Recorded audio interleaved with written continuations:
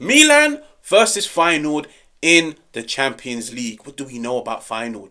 What do we know about Brian Priske, who's just been sacked? I feel like every Milan fan is now sat with a massive smile on their face, knowing that their opposition in the Champions League, their manager has just been sacked 48 hours before a massive game. But what does that tell you? It tells you there's problems internally at Feyenoord. There's some unrest, and the Feyenoord board have made a decision to part ways with their manager. Do I know why? No. Do I care? Nah, not at all.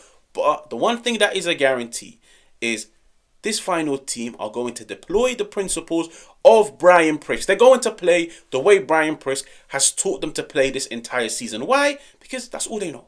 That's all they know until a new manager is appointed, and then he can change things around. So what do we know about this Feyenoord team, and how has Brian Priske set them up this season? In build-up, they like to set up in a 4-3-3. Why? It gives them a lot of options playing out of the back, but on top of everything, playing out of the back is very risky. And if it goes wrong, you want options to try and stop the opposition from capitalising and scoring. When you've got a solid 4, there's a lot of defensive security. So in build-up, they've got options and they've got numbers to defend in case mistakes go wrong. Now, this is where I found it interesting. When they do get into the opposition half, they like to set up in a 3-2-2-3 shape. Look at it and just listen to those numbers again. 3-2-2-3. You can clearly see there is a heavy focus on cramping out the midfield. Look at how many players they get into central areas. They've got like 4 rows of 2 centrally. They cramp out the midfield. Why? Because Brian Priske's ethos is playing football in central areas. Now, he's got the wide players maintaining width, stretching out the pitch. You stretch out the pitch, you stretch out the opposition. You stretch out the opposition, there's more space in central areas, and that's why he cramps his whole team in midfield. He wants players to be in close proximity. He wants players to be close with one another. Why? Because then they can bounce the ball freely with some fluidity. But if they were to lose the ball, you can counter press, because you know when you lose the ball, you've got a lot of bodies in midfield that can pounce at the opposition player. So, in my opinion, from what I've seen from watching a few games, I feel like it's a very interesting dimension of play, but there's definitely some risks behind it. But they set up in a 3-2-2-3 shape. Now that we've familiarized ourselves with the 3-2-2-3 shape, what are the benefits and what makes it stand out, and what does Milan need to look out for? One, they cramp out the midfield for a reason. They practically put 8 players in central areas. Now, if they put 8 players in central areas, it means there's a lot of overloads. They're going to have a lot of bodies. They're going to have a lot of numerical advantages in their favour. They're always going to have that spare man, and that spare man can make the third man runs. That spare man can help them in build-up. That spare man can be a player that drags Milan players out of the way. It's a nightmare. And now the only way to nullify it and stop it is, if they put a lot of players in central areas, you have to put a lot of players in central areas and practically go man to man and make sure you win your duels, but never ever allow a player of them to be free, because that's the way they like to play. But where the problem is, Feyenoord have shown we will try to play football through central areas. If we can't find a way to unlocking this team, one switch off play, like I mentioned, their wingers hug the flanks to stretch the pitch. One switch off play, wingers got the ball 1v1 in isolation. Now this is where it's scary, because when the winger beats the fullback, you're not defending against one player. All of those 8 players that I mentioned to you guys centrally are all charging into the box. So it's not like you have to keep an eye on one player when the cross comes in. There might be 5-6 players charging at the box, and Milan have to concentrate. Milan have to lock in. Milan have to make sure no player and no zone is unmarked and unoccupied. Now, in order for them to play like this, they deploy a very high line, which means they push the entire team. In order for you to have 8 players in the opposition half, you're pushing the entire team. There is space to attack. There is space to exploit in behind.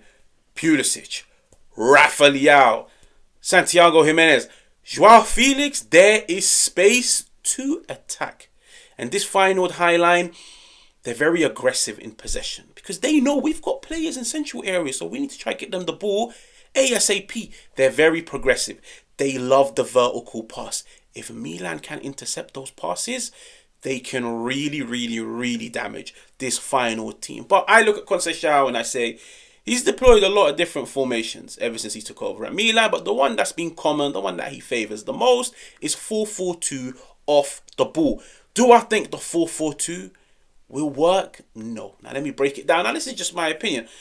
You're coming up against a team that in possession likes to cramp out the whole centre of the midfield. They literally push everybody in central areas. When you go 4-4-2, you've only got 2 central midfielders. Now, of course, there's going to be a responsibility and a requirement of the centre halves to step into midfield, to turn a 2-man midfield into 3.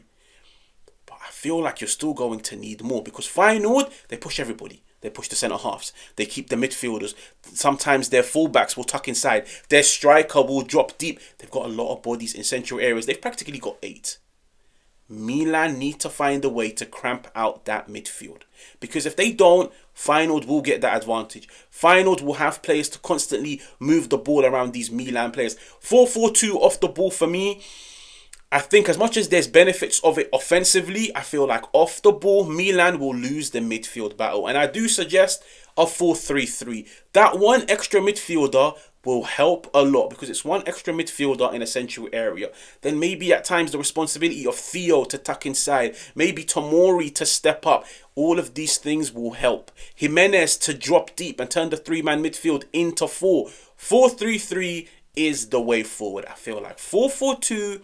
Feyenoord might get some joy against this Milan team, because they know we're coming up against 2 midfielders. That 2-man midfield can turn into 3, but we're always going to have more players in central areas. And I feel like if Milan can just stop them from having joy in central areas, they've got the better attackers. They've got their striker. Okay, they've got the better players. They've got the players that are physically more gifted, technically more gifted, players that are more decisive in the final third. There is going to be a shit ton of space to attack in behind. But what you need to do is wait for this final team to push their players forward, stop them from playing in central areas, and then cash in on the space in behind. If it means a ball over the top, if it means Reinders picking up the ball and dribbling past 2-3 players which are now completely taken out of the game because he's beat them, getting it to Rafa Leao, who can then attack the space.